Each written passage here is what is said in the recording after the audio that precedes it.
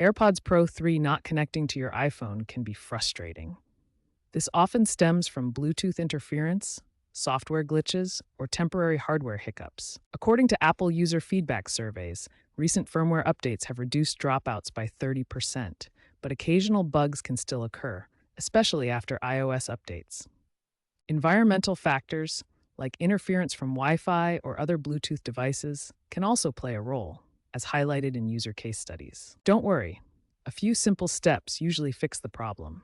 The most common solution involves resetting your AirPods, forgetting them on your iPhone, and then repairing. Place your AirPods Pro 3 in their charging case, close the lid, and wait 30 seconds. Then, open the lid and press and hold the setup button on the back of the case for about 15 seconds, until the status light flashes amber, then white. This resets the pairing data. On your iPhone, go to Settings, Bluetooth. Find your AirPods Pro 3 in the list of devices. Tap the eye icon next to them and select Forget this device. This clears any corrupted data. With your AirPods Pro 3 still in the open case, bring them near your iPhone. An animation should appear on your iPhone screen. Follow the prompts to reconnect.